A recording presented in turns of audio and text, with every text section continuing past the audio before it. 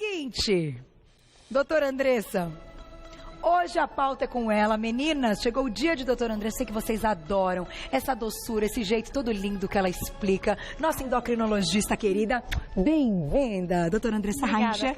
E hoje a gente tem uma brincadeira aqui no estúdio. Sempre a doutora Andressa traz aí a possibilidade da gente contar os assuntos de uma maneira mais lúdica, mais animada. E hoje vai ser dessa maneira, né?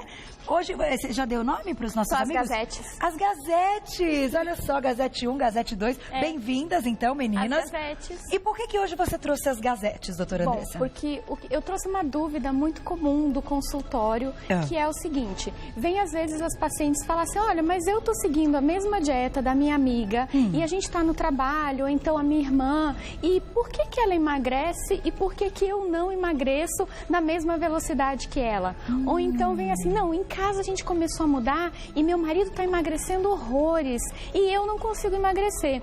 Então, a ideia da pauta hoje é trazer por que algumas pessoas emagrecem mais rápido e mais facilmente do que outras. Usando a mesma dieta e tendo os mesmos hábitos. Exatamente. Inclusive quando elas gastam da mesma forma? Aí é que tá. Aí é que a gente vai começar a pensar. Então, a ideia de trazer as gazetes é o seguinte, são manequins, são iguais, né? Aparentemente as gazetes são iguais, mas será que elas são realmente iguais? Internamente? E será que elas vão emagrecer da mesma forma? Entendi. Então é isso que a gente vai trabalhar. Vamos colocar o primeiro PowerPoint? Vamos colocar o primeiro PowerPoint. Na tela, então, o primeiro PowerPoint. Por que será?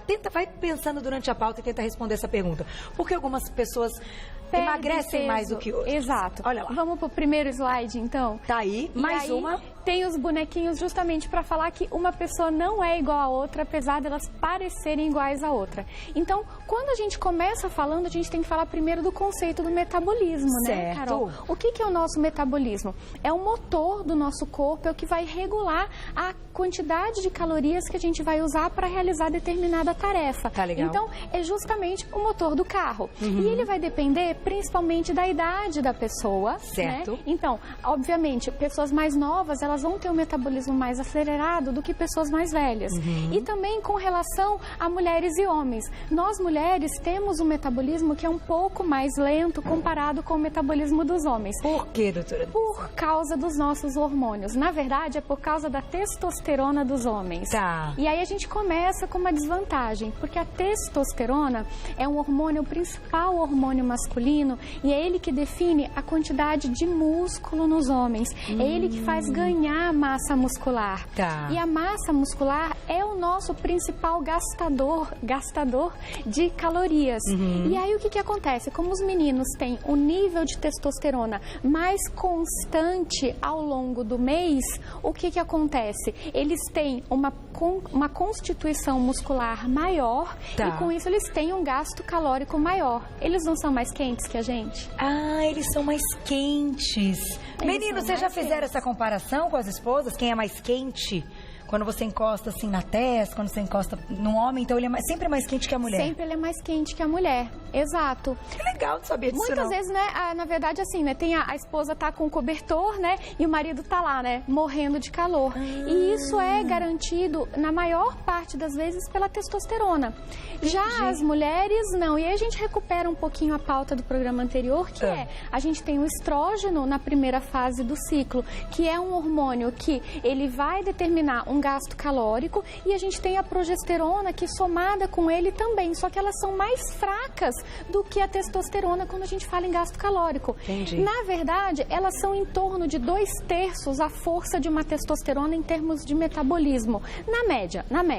Tá. E aí com isso, se a gente fosse comparar, a gente gasta menos calorias que eles, porque a gente tem menos músculo também. Doutora Andressa, não estava combinado, a gente não combina, a gente gosta de bater papo, mas eu começo a juntar um assunto no outro e fazer aí um entendimento para o público em geral.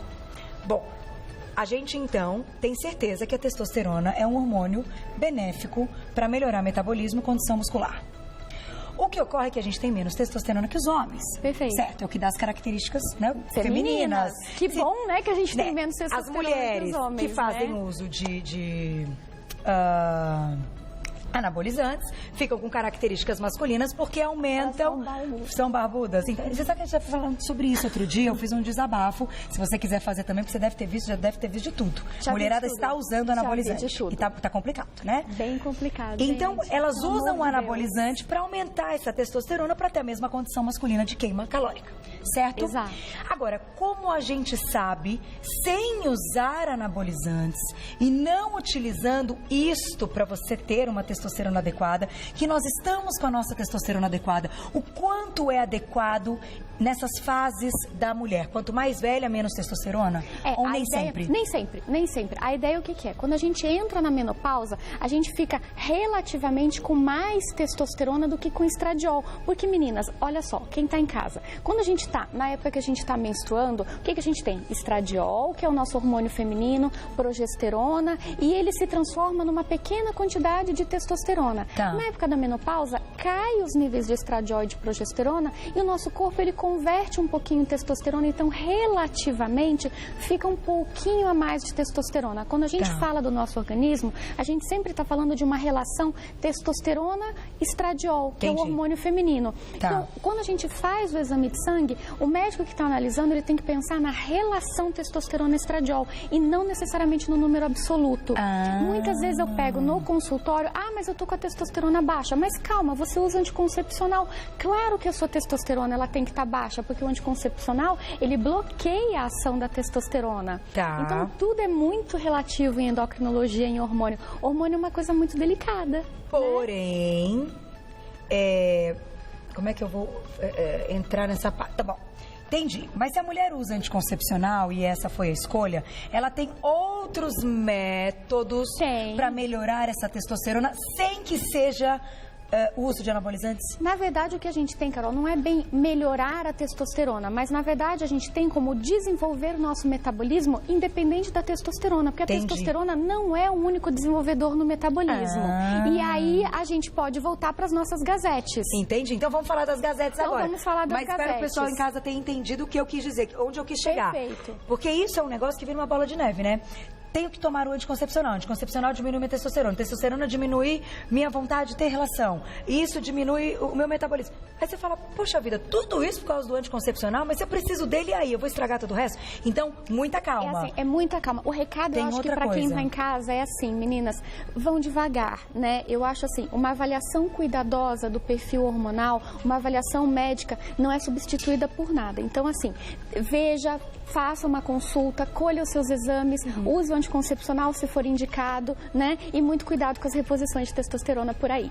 Que era aonde eu queria chegar, mas depois no final a gente retoma. Perfeito. Porque podem estar te dizendo que é apenas uma reposição, algo hormonal que você precisa. Que não faz mal e na verdade faz. Então, muito cuidado, gente. Muito cuidado. Boa. Né? Eu gosto quando tem que falar a verdade. Tem que falar, a gente fala a verdade. Vamos falar das gazetes? Vamos falar das gazetes. Gazetes. Então, gazetes. Assim, as gazetes. Então, assim, por que uma menina pode perder mais peso do que a outra? Vamos colocar... Isso, agora, sem comparar homem e mulher. Mulher com mulher. Mulher com mulher. Tá bom. Então, vamos lá. O que ela pode ter feito na vida, Carol? Ela pode ter treinado desde a infância. Quer colocar ela ali, Carol? Coloco. Pode prender ela aqui, ó. Então, o que ela pode ter tido? Ela pode ter tido memória muscular.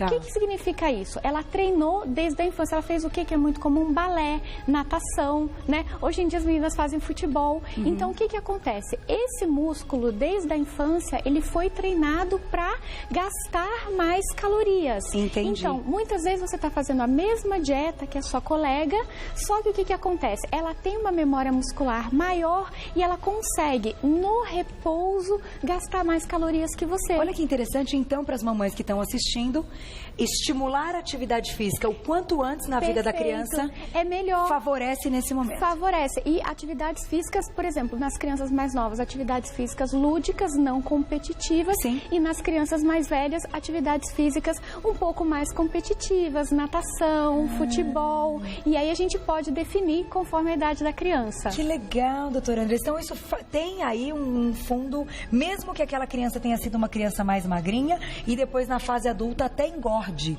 mas ela tem uma memória muscular maior do que uma que não fez exercício. Exato, ela tem a capacidade de recuperar isso. Vamos pro próximo. O que mais? Ah, mas aí a minha colega de escritório, minha irmã, ela tá emagrecendo mais do que eu. Será? Mas a gente tá fazendo a mesma dieta, a gente treina igual? O que será que pode estar mudando? A gente pode estar fazendo, sabe o quê? Exercícios não programados. O conceito qual é, Carol? Sabe?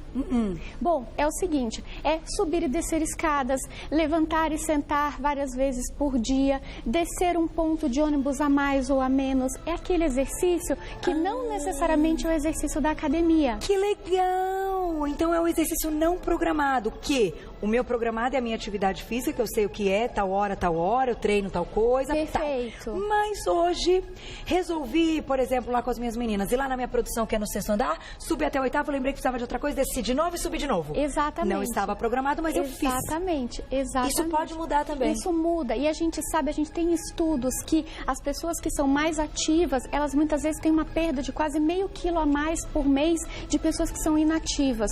Hoje a gente tem um dado que é muito importante, que pessoas que elas podem fazer atividade física no final do dia, mas se elas passam o dia inteiro sentadas, elas podem ser mais prejudicadas do que aquelas que fazem atividade física, mas que sentam e levantam várias vezes por dia. Então, que é muito importante, se você fica um longo período sentado, você ter o hábito de sentar. Lembra da doutora Andressa? Olha, está lá no computador, vão achar que você é louca. Não, você está fazendo esse exercício. Você está também participando para você não ser inativo. Então, hoje, o conceito expandiu um pouco mais. Não necessariamente fazer só atividade física, mas não ter inatividade por longo período. Entendi, os extras do dia. Exatamente. Vamos colocar a pergunta do público? Vamos sim. Quem escreveu pra gente, olha lá. Um beijo, Jaqueline, obrigada. Como o metabolismo se comporta de acordo com o ciclo menstrual? Isso também influencia na perda de peso? Bom, então vamos só retomar um pouquinho o raciocínio da última vez. Nosso ciclo menstrual é dividido em 2 fases, né?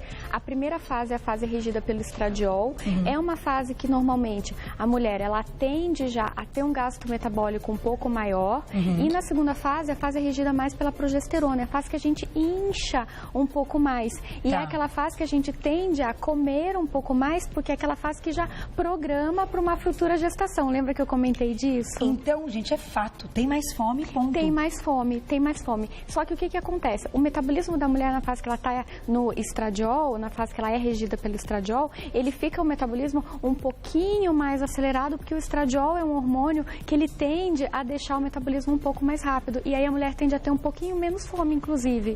Então, a gente tem mesmo oscilações a rigor, a depender do ciclo menstrual. E aí, a TPM, o que acontece? Muitas vezes a gente tem o quê? Desejo de comer alimentos doces, comidas confortos, que estão associados com essa oscilação hormonal, com a queda brusca dos hormônios à época da menstruação. Olha só, gente. Então, tem sim, meninas, tem a ver. O que eu aconselho sempre é, tem sintomas de oscilação de peso ou de TPM, procure sempre o especialista, o colega ginecologista, ou mesmo nós endócrinos, para que a gente possa esclarecer para vocês e ver se a gente precisa de tratamento ou de orientação, enfim, a gente tem uma série de tratamentos disponíveis. Seria inteligente, então, já sabendo disso, já que essa mulher de casa que você está contando sabe já disso, próximo, então, ao período da menstruação e um pouco depois, tem que fazer mais exercício e comer menos. Perfeito.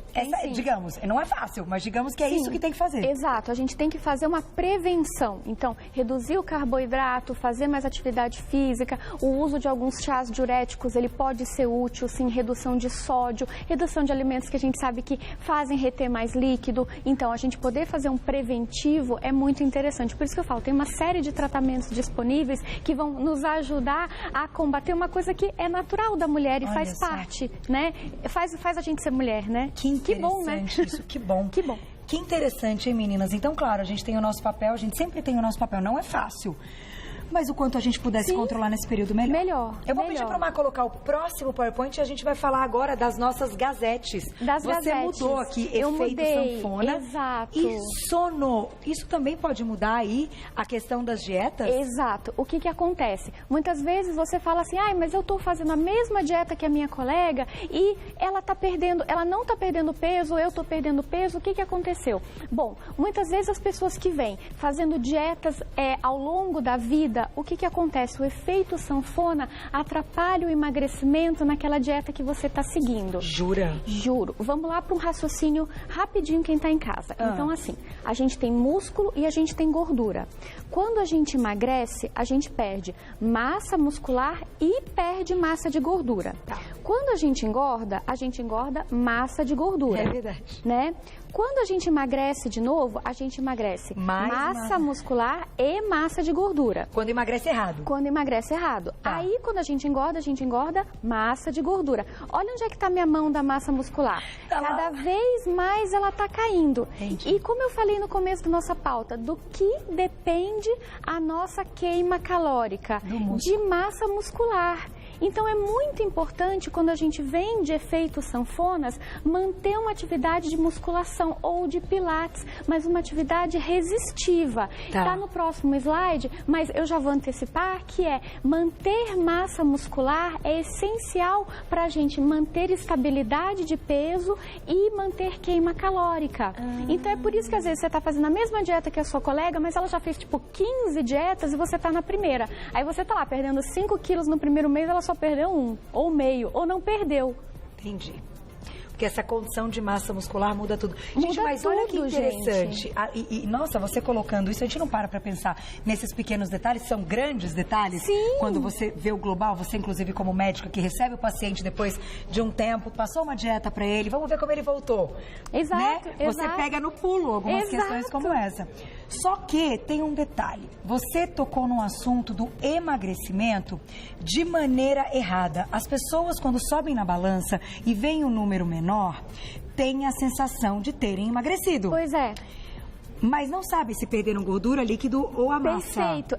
Eu tenho um post sobre isso que é muito interessante, porque às vezes você pega na balança e fala, nossa, perdi peso. Mas espera aí, você quer perder peso? Não, você quer perder gordura. Você não quer perder peso em si. Então você tem que manter seu músculo, o seu líquido, ele vai sendo, a retenção, ele vai desaparecendo por conta da perda de gordura, mas você tem que manter massa muscular. E a maior parte das pessoas, Carol, quando a gente faz o exame da composição corporal, da bioimpedância, elas precisam ganhar massa muscular. Entendi. E aí vão aumentar o peso na balança mesmo que percam gordura. Mesmo que percam porque gordura. essa massa é pesada. Exato, exato. Mas, doutora Andressa, então vamos entrar num outro detalhe. Se você quiser até trocar isso, a gente pode colocar mais um e depois a gente vai pro sono. Vamos lá. Que sono é fundamental que a gente fale aqui.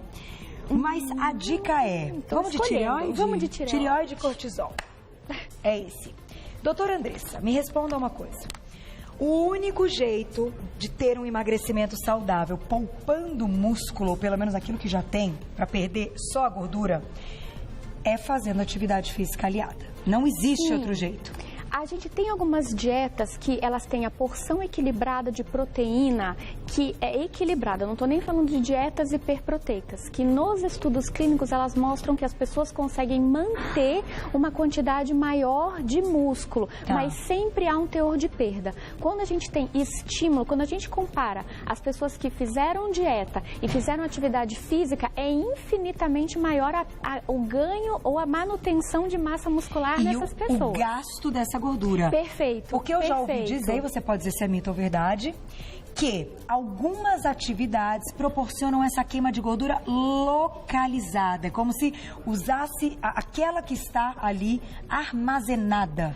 Depende. E não só gordura circulante. Depende, Carol. O que acontece assim? Quando você faz, por exemplo, uma atividade resistiva, você acelera o seu metabolismo, ele passa a usar a gordura estocada. Então, quando você faz... essa gordura exatamente. Estocada. Quando você faz uma atividade que acelera o seu metabolismo nas próximas horas, você usa a gordura estocada. Então, é muito interessante para o seu metabolismo. Antigamente, a gente só falava assim, faz aeróbico, sai correndo, e não é faz bike. Hoje não, hoje a gente passa a entender e hoje a nova recomendação dos pacientes diabéticos é que eles façam atividades resistivas também.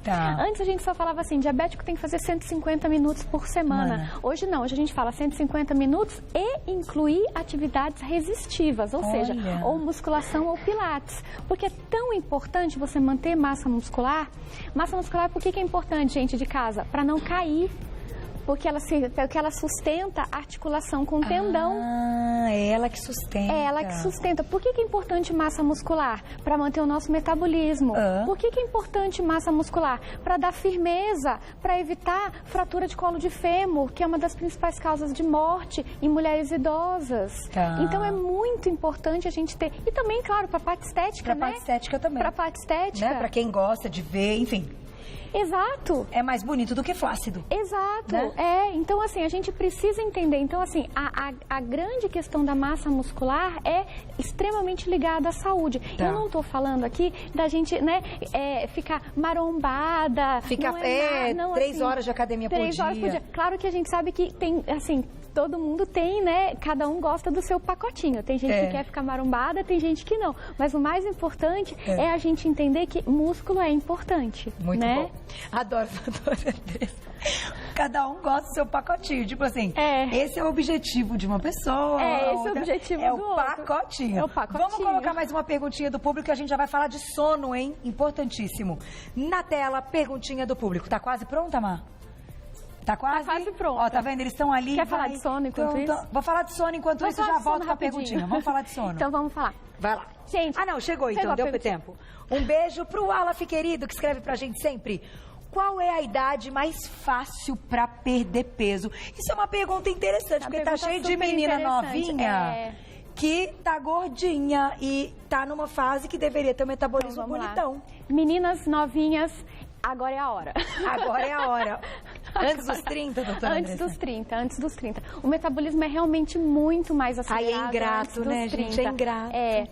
A vida é muito ingrata depois dos 30, depois dos 40. Mas é verdade, a gente tem uma atividade, por quê? Porque o organismo, ele tem uma velocidade de regeneração e de gasto energético muito maior até os 30 anos de idade. E depois a gente tem uma queda, que é a queda da menopausa na mulher e depois uma queda da andropausa no homem, que é a redução do nível de testosterona. A gente chama hoje em dia a andropausa, que é a deficiência androgênica relacionada à redução de testosterona no homem, que é equivalente à menopausa. Então, isso determina... Então, não é só nas mulheres, nos homens também. Não é só. Já é uma doença, já é uma condição, né? E assim, a gente tem uma redução de metabolismo nessas duas condições. Perfeito. Né? Vamos falar do sono? Vamos falar do sono. E depois, de qualquer maneira, vamos finalizar com essa. Não posso deixar de falar dessas. Dietas radicais. Dietas radicais. Essa é interessante. Então vamos lá. Gente, essa gazete aqui, ela dorme pouco. Dorme bem pouco. Essa gazete, ela dorme assim 4 horas e meia por noite, 5 horas. Ela não consegue perder peso. Por quê? Porque ela tem, quando a gente não dorme bem, a gente libera hormônios que fazem com que a gente fique menos saciado durante o dia e hormônios que fazem com que a gente belisque ao longo do dia. A gente está falando de grelina e leptina. Então, a grelina é um hormônio que faz a gente ter fome, né? E a leptina é o nosso hormônio da saciedade. Então, alterações do estado de sono alteram a leptina, que é o nosso hormônio da saciedade, e fazem com que a grelina, que é o nosso hormônio do hormônio de comer, seja liberado em horários diferentes. Por isso que, às vezes, coitada da gazete, ela taca a geladeira à noite. Ela dorme pouco e lá por 2 da manhã ela quer atacar a geladeira. Ela precisa regular esse sono. Ela precisa regular o sono. Por isso que a amiga ali... vai emagrecer mais do que ela. E ela não. Agora, deixa eu te fazer uma outra pergunta. O hormônio do crescimento, o famoso GH, que tanta gente fala que é o bálsamo da beleza, aquele que ajuda a segurar a massa muscular, que ajuda a melhorar o metabolismo, blá, blá, blá. Ele tem relação com o tipo de sono que a gente tem? Ele tem relação, Se não dormir bem, ele não é produzido? Ele é produzido em porções fracionadas. Então, o que acontece? Carol, olha, eu venho aqui para fazer a maratona endocrinológica. Eu adoro isso. Você não sabe o que eu estudo para entrevistar a doutora Andressa.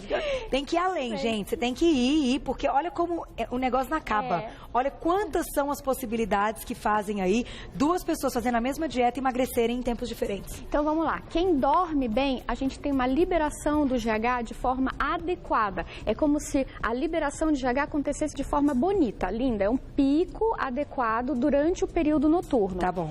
Quem não dorme de forma adequada, esse pico de GH não ocorre da mesma quantidade que deveria ocorrer e na mesma proporção que deveria ocorrer. E com isso não é benéfico para o organismo. A gente não consegue daí manter queima calórica, manter massa muscular, porque o GH também é importante para manter queima calórica e massa muscular. Para fechar o assunto sono e finalizar com dietas radicais, porque estourei tudo que eu podia e que não podia, né, Má?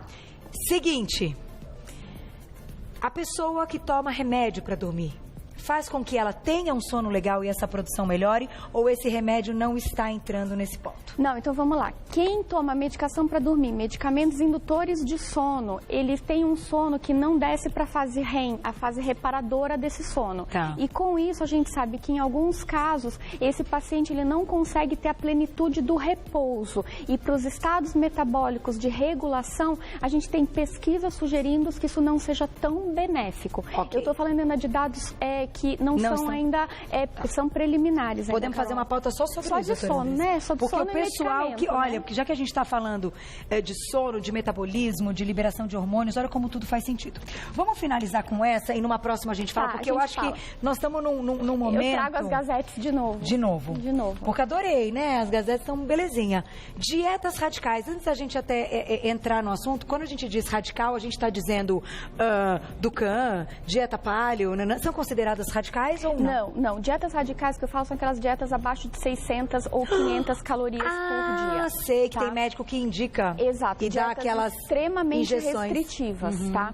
Essas dietas, o que acontece? Elas fazem com que o nosso metabolismo ele realmente desacelere e ele entre num estado extremamente poupador. Tá. Essas dietas, elas acontecem principalmente por redução de carboidrato e elas são extremamente maléficas para o nosso organismo porque elas levam a estados de cetose extremos. Tá. A gente pode explorar um pouco mais isso em futuras pautas, Carol. O que eu quero dizer? Que estados de cetose são estados que, se não forem bem controlados, e na grande maioria das vezes os pacientes eles não conseguem ter um acompanhamento tão de perto, eles podem levar, além de irritabilidade, eles podem levar a alterações renais, muitas vezes até convulsões, coma. Tá. Então, assim, mais importante... Então, aqui você está falando da dieta cetogênica, se não bem orientada. Se não bem orientada, eu estou falando de dietas com muitas restrições de calorias. Já vi pacientes seguindo dieta de 600 calorias.